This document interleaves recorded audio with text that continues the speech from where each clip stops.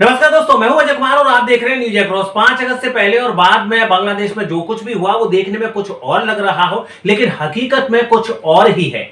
और बांग्लादेश में हिंसा क्यों हुई और तख्तापलट क्यों हुआ, उसके असली किरदार अब धीरे धीरे दुनिया के सामने आने वाले हैं और ये किरदार अब अपना अपना हिस्सा वसूलने की तैयारी में है। यानी आप कह सकते हैं कि बांग्लादेश में अब बंदरबाट होगा और इसकी शुरुआत भी हो चुकी है।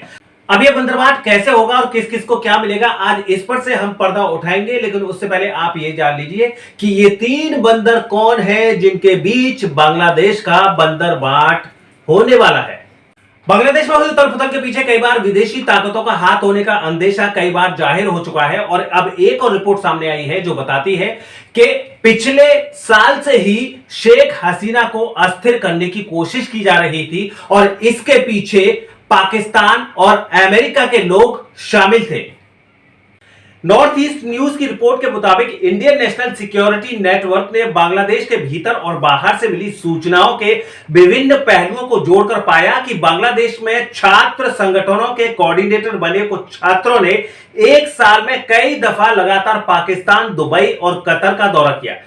रिपोर्ट के मुताबिक यहां इन छात्र नेताओं की मुलाकातें पाकिस्तान और अमेरिका के खुफिया और सुरक्षा अधिकारियों से हुई। इन्हीं छात्रों के नेतृत्व में बांग्लादेश में इस साल आंदोलन भड़का और ये लोग वहां की सरकार को बदलने में कामयाब हो सके। बांग्लादेश में छात्र आंदोलन में अहम भूमिका निभाने वाले मोहम्मद महफूज आलम को अंतरिम सरकार के मुख्य सलाहकार मोहम्मद यूनुस का विशेष सहायक नियुक्त किया गया है। आलम उन छात्रों में शामिल था जो बीते साल विदेश जाकर पाक और अमेरिकी अफसरों से मिले। रिपोर्ट में बताया गया है कि छात्रों को अलग अलग तारीखों में विदेश यात्रा कराई गई ताकि बांग्लादेशी खुफिया एजेंसियों को शक न हो। एक रिटायर्ड आईएसआई लेफ्टिनेंट जनरल को बांग्लादेशी छात्रों के साथ संपर्क करने का काम सौंपा गया था। एक भारतीय अधिकारी के मुताबिक ये सेवानिवृत्त आईएसआई जनरल छद्म नाम से काम कर रहा था, जिसने 1 साल के भीतर कई बार बांग्लादेश का दौरा किया। इन रिपोर्ट्स में जैसे 2 बंदर तो आपके सामने आ गए, जिसमें से एक है पाकिस्तान और दूसरा है अमेरिका। लेकिन जो तीसरा बंदर सबसे पहले बांग्लादेश अपना हिस्सा वसूलने के लिए पहुंचा वो है चीन। जी हां दोस्तों, रिपोर्ट के मुताबिक चीन बांग्लादेश के कट्टरपंथी संगठन जमात को बढ़ावा देकर भारत के लिए मुश्किल खड़ा करना चाहता है।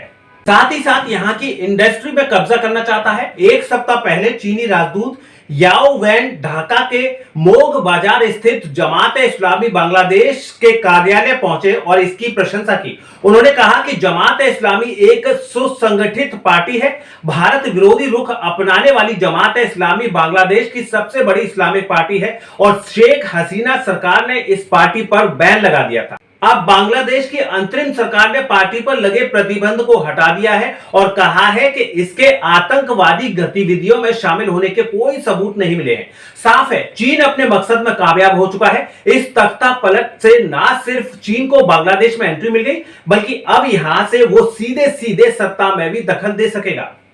बांग्लादेश में चीन ने अपनी महत्वाकांक्षी project belt and road initiative यानी BRI के तहत कई इंफ्रास्ट्रक्चर और डेवलपमेंट प्रोजेक्ट में निवेश किया है, जो उसे बांग्लादेश में रणनीतिक बढ़त देता है। नई सरकार में चीन बांग्लादेश में BRI को गति दे सकता है, जिससे वहां भारत का प्रभाव कम होगा और एक असंतुलन पैदा हो सकता है जो चीन के पक्ष में होगा।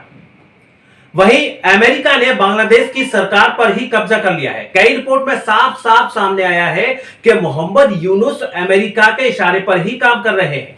कई रिपोर्ट्स में तो उनको अमेरिकी एजेंट भी बताया गया है। साफ है, अमेरिका को जिस बांग्लादेशी द्वीप सेंट मार्टिन की चाह थी वो आज न कल उसको जरूर मिल जाएगा, जहां वो अपना सैन्य अड्डा बनाना चाहता है, जिससे वो न केवल भारत बल्कि चीन पर भी नजर रख सके। दक्षिण एशिया के 3 महत्वपूर्ण देश भारत, बांग्लादेश और म्यांमार के बीच स्थित यह द्वीप अपने पोजीशन की वजह से बेहद खास है। सेंट मार्टिन द्वीप बंगाल की खाड़ी के प्रवेश द्वार के पास स्थित है, जो इसे समुद्री व्यापार और सुरक्षा के लिए बेहद महत्वपूर्ण बनाता है। इतना ही नहीं, दुनिया के सबसे व्यस्तम समुद्री मार्ग स्ट्रेट ऑफ मलक्का के करीब होना इसकी विशेषताओं में से एक है। स्ट्रेट ऑफ मलक्का से गुजरने वाले हर समुद्री जहाज पर सेंट मार्टिन द्वीप से नजर रखना बेहद आसान हो जाएगा।